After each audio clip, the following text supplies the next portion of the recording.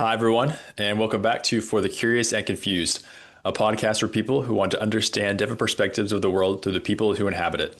I'm your host, Don McTaggart, and today I'm joined by Michael Shepard and Gubaz Giorgadze. Michael is currently a student at Syracuse University, majoring in architecture, and has a strong academic record where he's been listed consistently on the dean's list. Gubaz graduated from the University of Buffalo with a degree in philosophy, politics, and economics. Together, they're co-founders of Test Prep Academy, a company aimed at empowering students through personalized and high-quality online tutoring.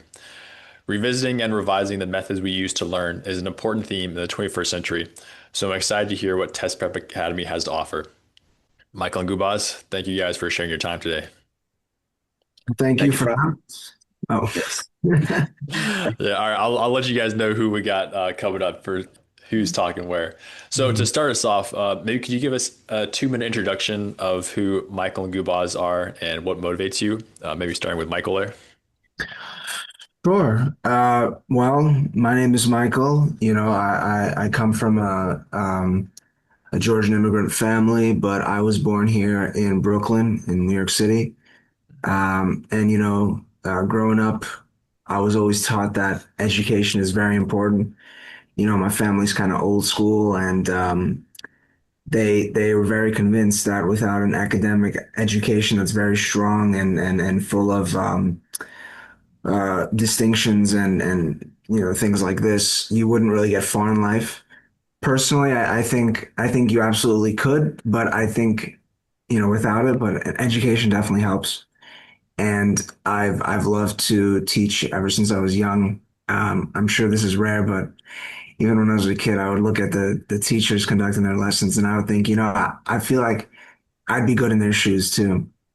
And I guess that's a rare thing. A lot of people don't think like that, but I knew that it would be a perfect business venture to start something that I'm both passionate about and also think I'd be very good at. And so far, both have been the case, and I'm very excited to see how things keep going.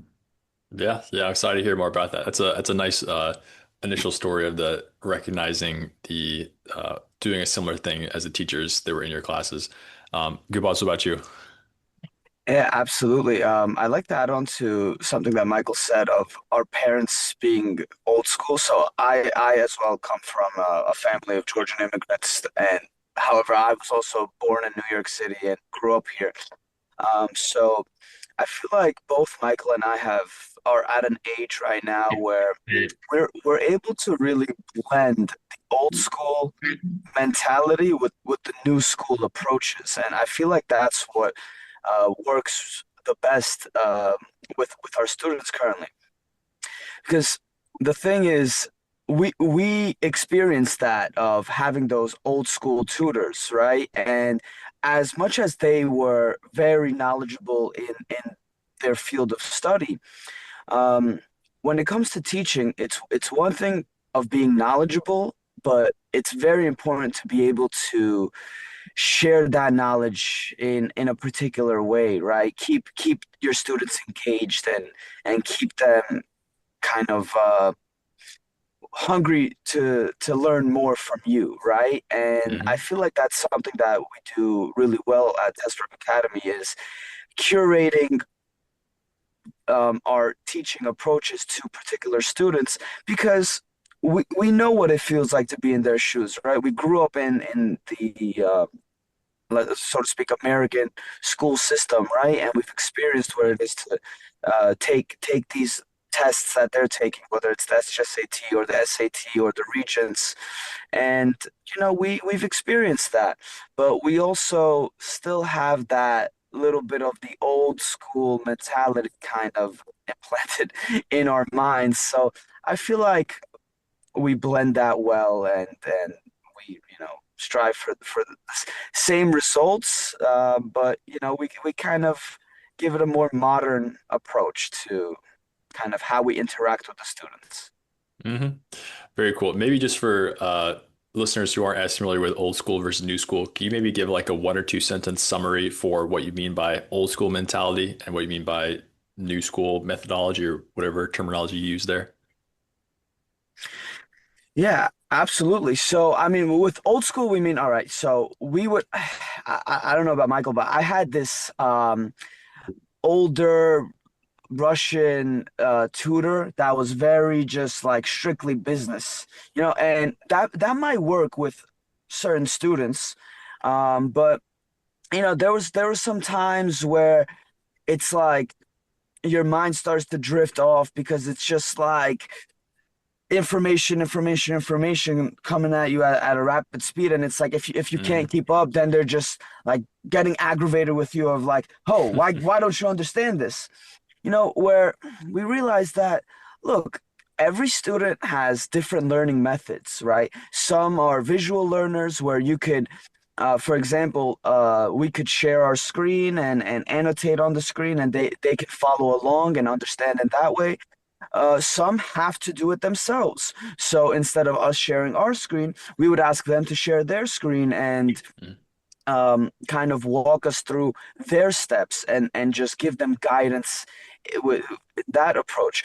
Also, we incorporate a lot of different, technology and websites that that the tutors that I had didn't really know about or didn't really think worked, but we have seen that it yields the results that we are striving for. So we just try to curate our individual program, and that's why we do one-on-one personalized tutoring, right?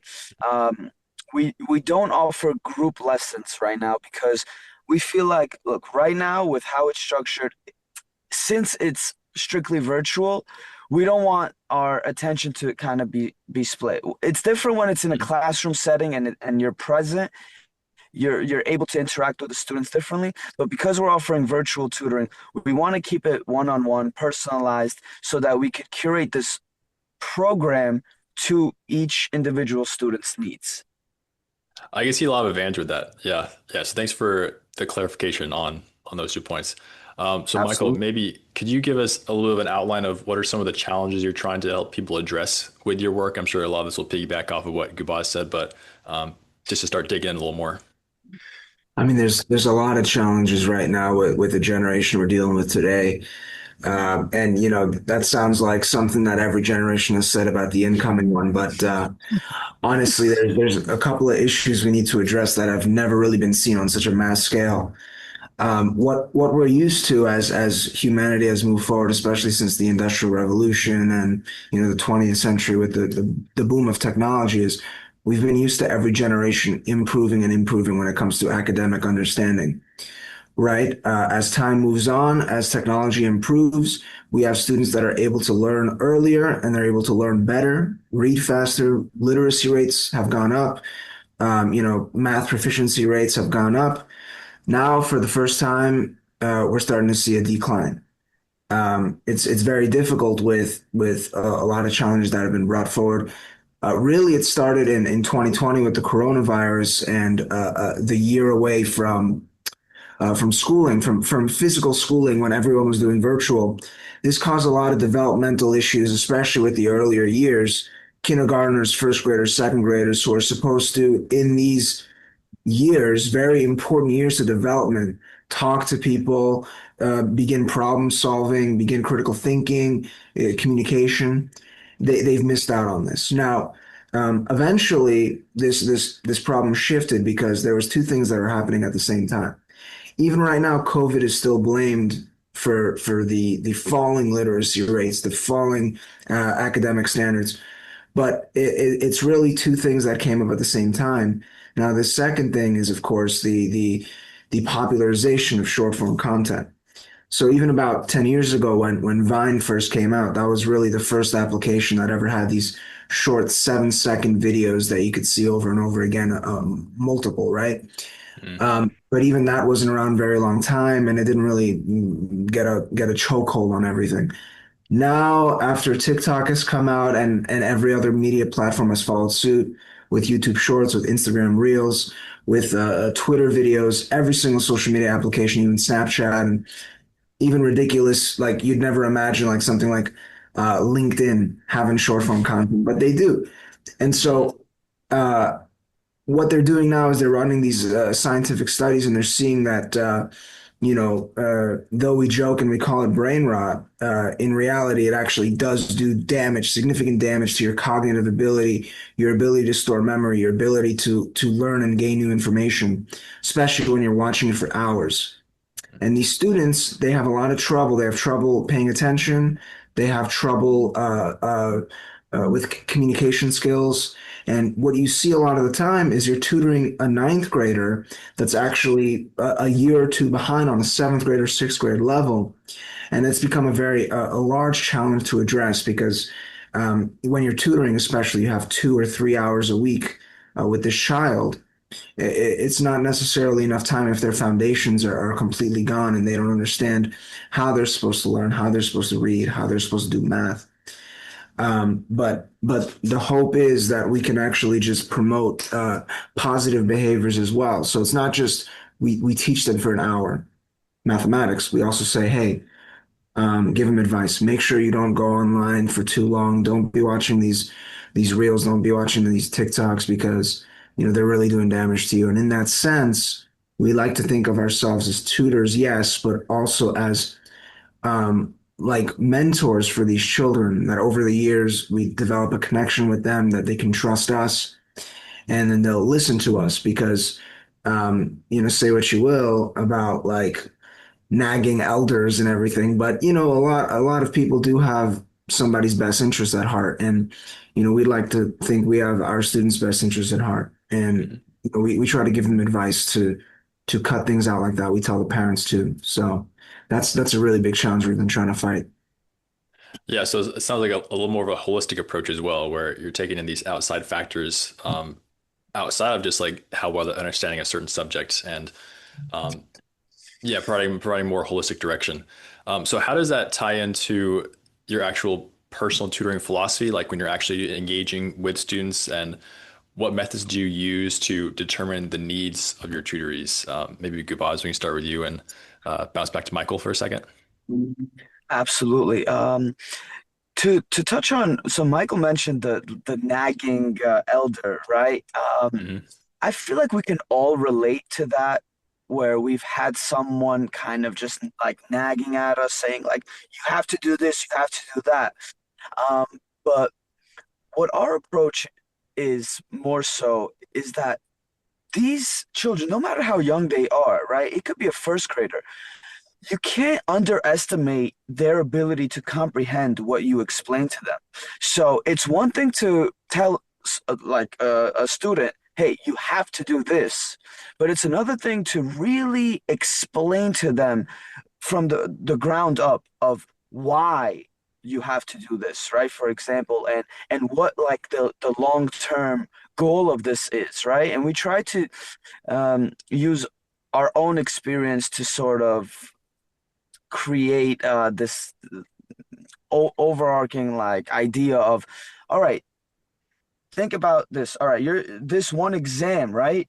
You might think about it as just one little thing that doesn't really matter, but we try to show them that hey, this actually it all builds on each other, right? And if you miss this one step, it's just going to be harder and harder to get to that next level, because now you have all this knowledge that you were supposed to take in at a certain time, and now you're kind of having to do double duty where not only are you learning new things, but you're having to refresh on old things. So we try to curate this program in a way where we take them step by step, and we want them to kind of see the big picture, and we want them to understand of why we're doing each particular part of what we do. Yeah, I so don't it know if sounds that like you're also, yeah, no, that's great. So it sounds like you're okay. also um, like trying to activate some sort of internal motivation within them as well, where if Yes, they can absolutely. understand the reasoning for why they need to learn things, then that's a much better reason than just saying you've got to do this because it's like, you're a kid and like Because I you're in told you school. so. Yeah, exactly, exactly. And then yeah, yeah, that's great. So Michael, do you have anything to add on how you approach that? That's kind of question. Actually, yeah, very much so. So one thing is like we have certain students and they come in and they say, I just need like a 3 to 6 month program where I study for this exam or I need help just for this class that I'm struggling with. And that's one thing. But some of our best success stories are actually students where we try to map out like a multi-year long a plan here. So, for example, there's this student I took on recently, and I expect to be his tutor for actually a few years. He's in sixth grade right now, and we want to prepare him for high school.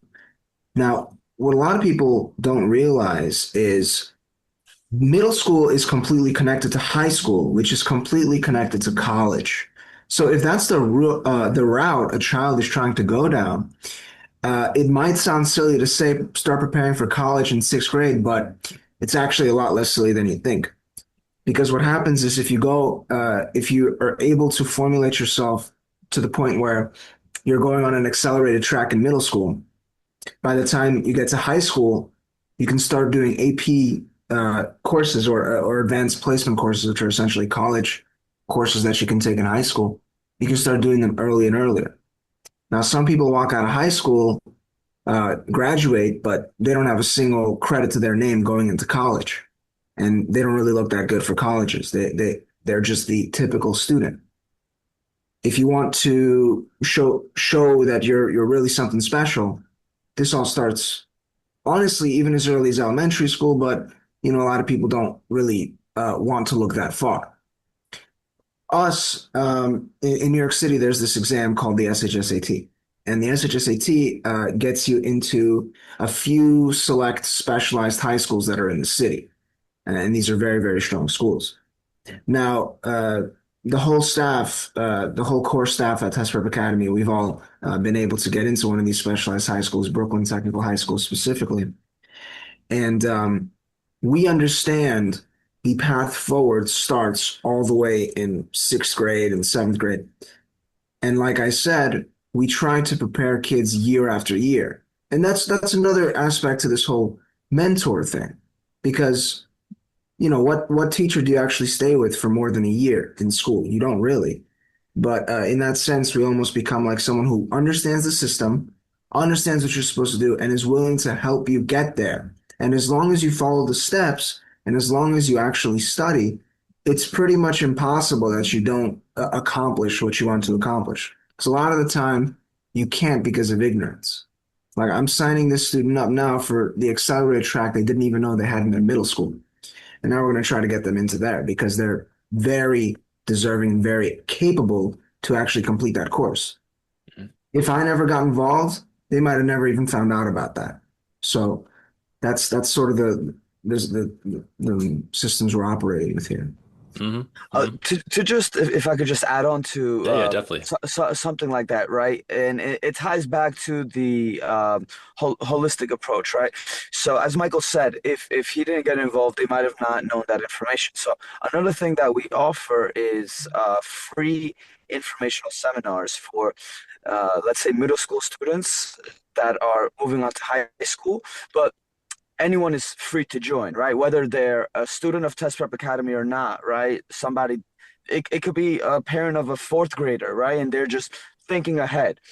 Like Michael said, right? It starts from sixth grade, and it absolutely does, because there's certain requirements that you have to do in sixth and seventh grade to get into what's called Regents classes in eighth grade, to be that step ahead to then eventually in high school take more and more AP courses.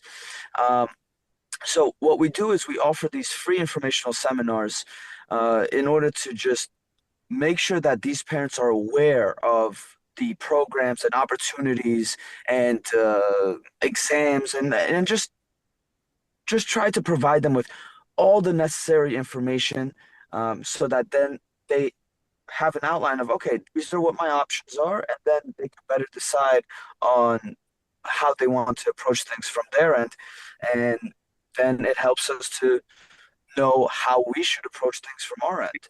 So we want to absolutely provide all sorts of just information and just outside the classroom guidance that we can to both students and parents alike. Hmm. I'm really getting the sense here that you guys are really wanting to set the model of investing a lot of energy per student. Because I think one of the questions I had here also was what makes Test Prep Academy different from other online tutoring services? And the one I thought of was Khan Academy because everybody kind of knows that one, but that one is more of a almost like a YouTube channel kind of. But I'm getting the sense that you guys are really extremely hands-on in the approach. So could you, yeah, maybe elaborate a little more on what specifically positions you guys to make this impact that you're going for? Gubaz, you want me to take it or should you first? You could go ahead. I have something I want to say on it, but you could start it Yeah. off. So the difference between us and a massive, conglomerate like Khan Academy or even in-person tutoring like Kumon, which is like franchise across the country. Mm, The difference is we very much, put like our blood, sweat, and tears into every student who desires to make better of themselves. We really work even outside of our tutoring hours. If a student wants to communicate with us, if a student is asking us for advice, we'll be there to answer. We maintain one-on-one communication with the parents.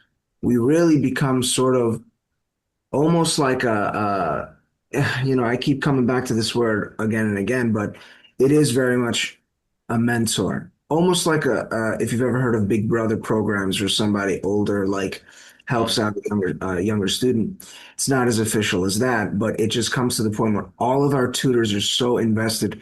We have talks outside of work, just amongst each other about our students, how we can help one another, what issues are going on. We try to help as much as we can. Our goal is to prep the future generation like as much as possible for them to be in the best position possible to take on what's coming because uh, unfortunately there's not a lot of people, even the people that are designated to help you out, like a guidance counselor.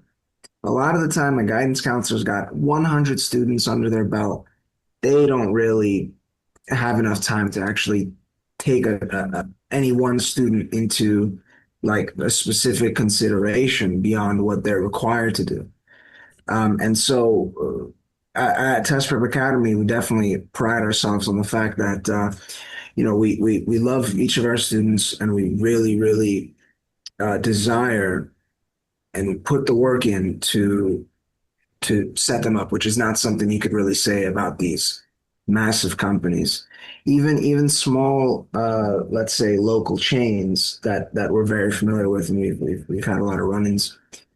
They put more emphasis on numbers and more emphasis on quantity than they do on quality. hmm And so that really sets us apart from our competitors. Yeah, I really hear that. Guba, I was really curious to see what you had Right. to add to that. Yeah.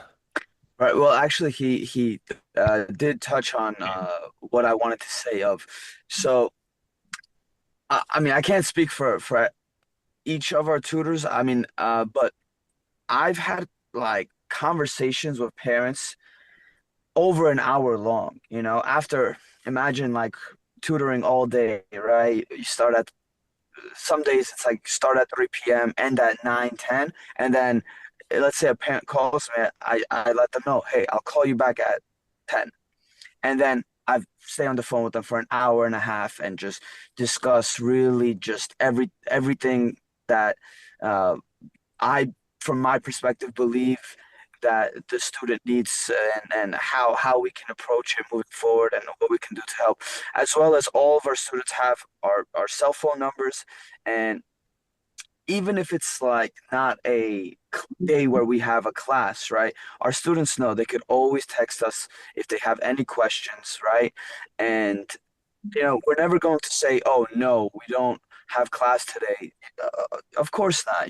If a student reaches out and they need help, whether it's a homework or a project, we will do our best to help them as soon as possible, and just get them all the guidance that they need in the moment, right? So I think that the personalized relationship is definitely, yeah, what sets us apart.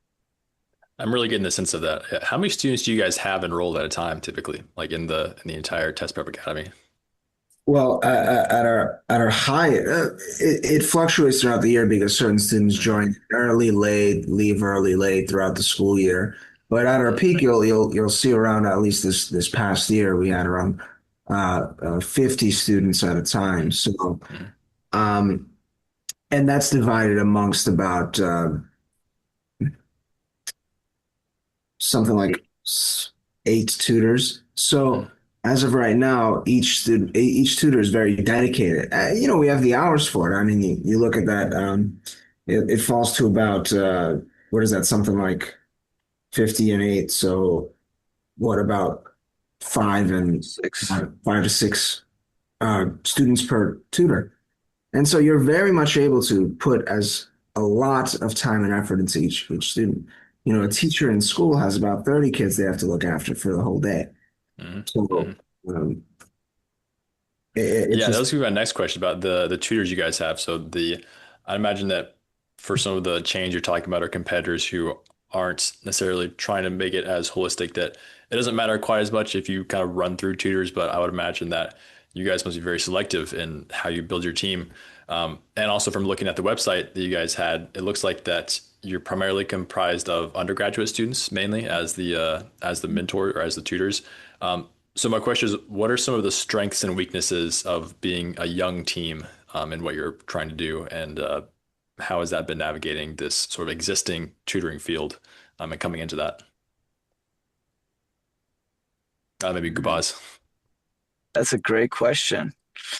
Well, the strengths definitely tie into the aspect of being able to be relatable. Um, Mhm, you mhm, know, students always love when you can reference something that they're interested in, whether it's a game or just something from pop culture, right? They just they feel like, okay, this person relates to me. They understand like my mindset, right? And I feel like that goes a really long way with students that age. But mhm, also, I mean, we're still old enough that we're able to communicate with the parents on a very professional and adult way, right? Where the parents have that same respect towards us as, I mean, maybe I don't know. I can't say that they have more or less respect than if we were older, but mhm, once they see how committed we are, once they see that, their students' grades are improving, I mean, we have so many um, text messages of just paragraphs of parents expressing their gratitude for the work we've done and when they send their like progress reports or report cards or their test grades and they say, hey, this is because of you and we're just so thankful for you. So I feel like that our age being sort of in the middle of the students and the parents' age helps us be relatable and just understand both parties. But wow, as far as weaknesses, I guess maybe it's one thing I could say is I'm the tutor that has been around for the longest. So I definitely would say that I mean, of course, experience is one thing. So um, I notice myself improving as a tutor each year, right? And there's some approaches that I see like, oh, okay, so this is something that didn't really work last year. Or, okay, I'll bring up a great example. Something that I thought of recently, actually, and I wish I thought of it earlier, was one thing that I've noticed is there are certain students that have testing anxiety, right? They on the practice tests that we do together, they score, phenomenally, and then on the actual test, their scores are significantly less. And when I, talk to them about what might have went wrong, the answer that I come across most often is that they got nervous. So something mhm, that I thought of recently is doing mock test days. So we would rent out a room where we would have a few students that are studying for exams in particular, and just sort of have like a recreation of a test day, right? And help them sort of become more comfortable with this environment. Of course, we can't recreate necessarily a classroom of 30 students, but even, I mean, we have quite a few students for each particular test. So if we can at least get, 5 or 6 students per test in a room, I feel like it's a good simulation, and it will sort of help to ease the nerves, so to speak. So I feel like, yeah, that's one thing of we're, gaining experience, but we're open to the new things, right? Whereas a older tutor might be kind of, so to say, stuck in their ways. We are always open to expanding and just, trying out new things, seeing what works. And honestly, sometimes even my students, like, they'll point out, let's say I give them 3 different approaches to solving a question, and they say, hey, what about this approach? And they have this fourth approach that maybe I didn't even think of, right? I love to hear that, right? And I'm always open to incorporating that. So I guess as the years go on, we definitely are gaining experience. So that's one thing that I would say is a lack, but it's a work in progress as well, and that's something that each each given year we're just getting better and better. So Yeah, I think it's a really thorough answer. Yeah, I really like the part about the test simulation. It's like you're putting their nervous system in the same situation of where they would end up because tutoring, yeah, like you said, tutoring in a one-on-one situation is very different than the activated brain state of a real test. Yeah, absolutely. Michael, anything else to add on thoughts on strengths and weaknesses of a young team? One of the strengths is that we have a lot of energy, and a lot of energy that True. a team of older people don't have. Older people don't really like to take risks. Older people Hmm. don't really like to aim high. They're happy with where they're at usually. This is not a knock against old people. They have every right to. Older, not old people, older people. They have every right to want to stay safe and secure, but we're at a point in our lives where we're aiming for the stars with the company. We're aiming for the stars with everything we want to achieve and everything we want to achieve for the students. And our desire is to never get complacent with that and, always be gunning to aim higher and higher. In terms of weaknesses, honestly, Gubaz's is pretty much the only one I could think of. It's the inexperience. Now, our company was established in 2019, and so it's been steady so far for someone like me and someone like Gubaz. We've been here for a while. We know our way around the block, but so to speak. But when it comes to our team, um, we need to kind of guide them for a bit before they really get their bearings, which is fine, and I assume that's the case everywhere. But it's a weakness, but it's a weakness that's quickly fixed. So I'd say I'm very happy with our team. I'm very happy with the things we've been able to achieve in a year.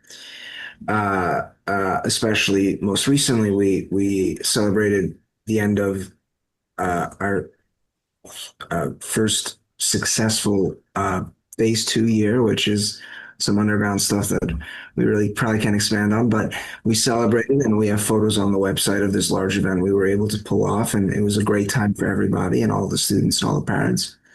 And I don't really think you wouldn't get something like that from any other tutoring company. So if you went on to testprepacademy.net to the gallery section, you'd see some wonderful photos from a beautiful event we were just able to create. So that's what I have to add. And just one more thing that I'd like to add on to the tutor, sort of, or not even add on to, just caveat on. So when we're bringing on new members of our team, right, we sort of have this 3-step interview process, I would say. The first step is that we talk to a tutor on the phone, kind of explain to them what it is that we do, and get a feel for how much they would um, fit into our mission statement, how much they would, take on our mission statement, and also uh, agree with our approaches and our views, right? Then we get on a Zoom call and we sort of walk them through. We have them sort of explain more on themselves and their what subjects they're knowledgeable on, and we try to then get a sense of what sort of students we would be able to assign to them. So, like what grades and which subjects in particular. And then what I would say is our most important step is that we have a um, team member that he's actually in seventh grade, and he is a perfect representation of a what a student is, right? Of that age. So what we do is actually Michael and I join a Zoom where this student, Mate, gets tutored from these various new potential team members. And we sort of just watch this trial practice lesson that they do. And we, I mean, that's the best way to see kind of the tutor in action and see Mhm. what their strengths are, what their weaknesses are. And then we try to explain to them, all right, this is what you can improve on, this is what you do well. Then if there's some things that we really need them to improve on, maybe we have another lesson with Mate to see if those are some things that they can iron out. And then if we are confident in their abilities to take on a, so to speak, like a actual student, um, then we would assign them one student at first, and we stay in constant contact with the parent of, all right, how's it going? Are they satisfied with the lessons? What do they think? And that parent approval is really the final step in, all right, we can trust this individual to take on more and more students and be a more active member of the team.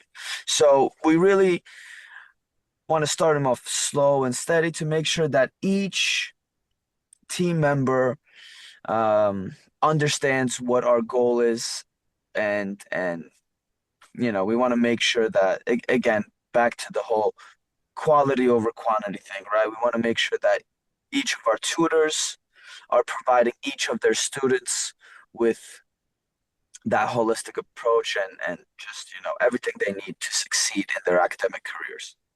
Hmm. Hmm. Yes, you guys really are putting a lot of energy into even just the hiring process itself of like selecting the team. Yeah, that's I respect that. Yeah.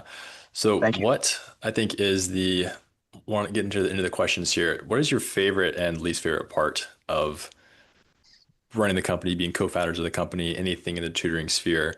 Maybe Michael, starting with you. In terms of management, in terms of running the company, I have to say it's honestly been very fun and very exciting. In terms of positives, I mean, there's so much I could say, but I guess I could narrow it down to this is really making a difference for people. Gubas has touched on it earlier, but we've seen messages. Sorry for the background noise. We've seen messages from parents when their kid succeeds.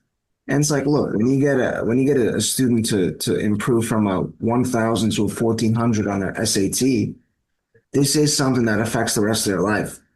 They were going to go to a community college and instead they get to go to a private top level school.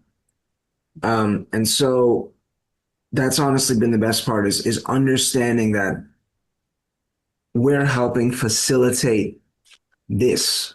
Um, and honestly, there's nothing more rewarding than being able to do that. Um, but gosh, in terms of negatives, I mean, my least favorite part, uh,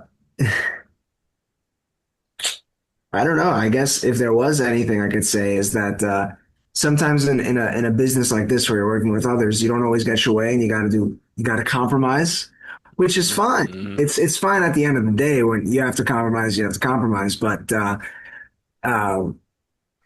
Nah, I honestly can't think of anything else that's even a little bit negative because I love this job. I love being able to help these children and but if there was anything, I'll give you that one. So Hey, man, you're in a really good spot. I'm very happy for you. That's the to have to struggle so much just to even come up with a negative. Sounds like you're in a great spot. That's awesome. thank you, man. Thank you.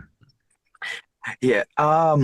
If I, so I mean, are you asking particularly from like the management side of things, or just would you like to know like overall? I think whatever stands out to you, yeah, like in this whole in Um, all the responsibilities that you have, any responsibility you have, positive or negative, yeah, so encompass all of it. you know, I wouldn't say that this is a negative. I would say it's just a challenge. Mm, Um, when there's some students that are brilliant, and it's of course such a joy to help like a brilliant student, just go above and beyond, right, and take them to new heights. um but the most challenging thing I would say is when a student is brilliant but they aren't motivated, and wow, it's really difficult. It's really difficult. I mean, you try all sorts of approaches, and hopefully you find one that clicks, you know. But yeah, that's definitely been for me the like navigating how to really motivate every single student. And I know it's a tall task, and it's putting a lot of pressure on ourselves to say that, hey, like no student left behind. Every single student, like we're going to have progress with them. And you know what? For the most part, we do. And so that's why it it sort of is the voice in the back of your head, like, hey, look, if you can do it with 47 out of the 50, mm, right, as a team, that you can figure out a way to do it with those three too. And I mean, we will never give up on a student, and we will always push them to, like try their best. Um, but yeah, that's definitely been just the most challenging thing over the years of getting students engaged if they don't already want to themselves. And that's the thing. So that's kind of what does work, is not the, hey, you have to stay engaged, you have to want this. No, mhm. it's trying to find, all right, what can we like figure out about this student to then make them naturally decide to want this, right? Mm, Um, mm. so yeah, that's something that's been tough, but we try our best to navigate through that as well. I hear you, man. Yeah, I can imagine that it also there's an aspect of giving yourself grace in that as well, because if you've, had that success with 47 out of 50, and it's like, okay, we know that this has worked pretty well and that you can see the results in a lot, that knowing that it's not necessarily a you thing also, if like it's they can't get that motivation activated. But yeah, that does sound like a challenge though, but those are some great answers. Um, okay, so I think we're near the end here. I know you guys kind of want to get some word out about Test Prep Academy. So the last question is really just, is there anything else that you guys want to share that you think we haven't really gone over here, to sort of let everybody know what you're about? If not, maybe just a piece of advice for anybody at the end. But this last one is just kind of an open-ended thing to leave a lasting message for the listeners. Well, I will say something. I mean, you know, this whole time we've been talking about how to improve academics, how to get better grades, how to Mm, do this, how to do that. Um, and that's pretty important.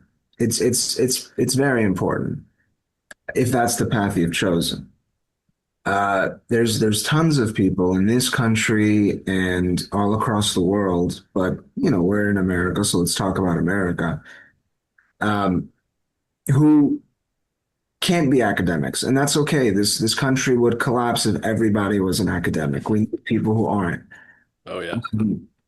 And there's absolutely nothing wrong with that. It's just as important. It's just as honorable. Um, but if that's the path you've chosen, or if that's the path you must go down for whatever reason, um, you need to approach it with as much effort and desire as you can. You need to, and you need to surround yourself with the people who are going to help facilitate that for you. And a lot of the time, that's not going to be, and it very well may be in some situations, but a lot of the time, that's not going to be your public school teacher. They have a lot of other things to worry about. They have their own life to worry about. Um, your best shot is to go to somebody who wants you to get where you want to go just as much as you do. And that's what we provide at Test Prep Academy. That's always what we look for in our employees, motivated, hardworking individuals who are going to put the effort in to help one's student, one's child succeed. That's always the goal. And whether it's in general coursework, whether it's in a specific exam, or whether it's just preparing for college, preparing for, entering the job market or at least entering undergraduate schooling. Uh, that's what we're here for. And honestly, it's always been a pleasure to see the improvement of each of our students. It's even there's a lot of reward in working to get there, even when it's not the easiest thing in the world, because once you see that report card come back, once you see that test score get released, once you see that GPA fly up, you know that all the work and effort you put in was absolutely worth it. And that goes ditto for the student and for the tutor. So, you know, it's a very special thing. And if you're really going to go for it, just go for it. I hear that. I hear that. Yeah, Gubaz, any last thoughts? Yeah, just to piggyback off of what Michael said, right, not everybody will be academic, but you know, even if somebody is not trying to go down that path, um, a- another part of what we're expressing of mentorship that we're trying to give is, it could come down to just helping a student with their overall critical thinking and logical reasoning abilities, right? And that is something that might not even just be in the classroom, right? That's just life skills that they need to have, right? For whatever field that they decide to pursue. And I mean, another thing with like the rise of AI in everyday life, I mean, that's going to be something that is very necessary to work on in particular. Uh, I mean, I always say like the brain, the mind, it's a muscle, right? And if you don't exercise it, it's going to get weaker. So we want to help stimulate young minds and help them just stay on the right path and just give them all the guidance that we can to just be successful. And whether that's academic success or just overall, we hope that they trust that we have their best interests in mind, and then we have the best intentions for them. And you know, we want to do whatever it is that we can to just help members of our community, outside the community, just young minds in general. And we want to do our part to just help society, like society, the little corner of society that we have a reach to, and whatever it is that we can do, we'll try our best. That's a great message, man. Yeah, I mean, I feel like everybody can take something from that, particularly of the you can only impact what you can reach, but if you dig into that one little zone you're in, you can really make some impact in that area. So I'm really feeling that from you guys. Thank you, Thank you. Don. Thank you. Yeah. Yeah, well, thank you guys so much for sharing your time today. I think we all learned a lot about kind of the philosophy of tutoring and also a little shout out there for Test Prep Academy. So I'll link all that in the bio and everything description. But yeah, I really appreciate you guys' time today and for walking us through what you guys have going on. Yeah, thank you for having us on, Don. It was a pleasure to speak with you and meet with you. Yeah, thank you so much, Don. I mean, these are some wonderful questions that really even stimulated us to think about what it is that we're doing exactly. So thank you for breaking that out of us. Yeah, Appreciate it. For honestly, sure. Definitely. you're making me emotional looking back on everything we've done, man. It's like, you Man. know. Yeah, yeah, man. All right. Yeah, that's great. All right. Thank you guys.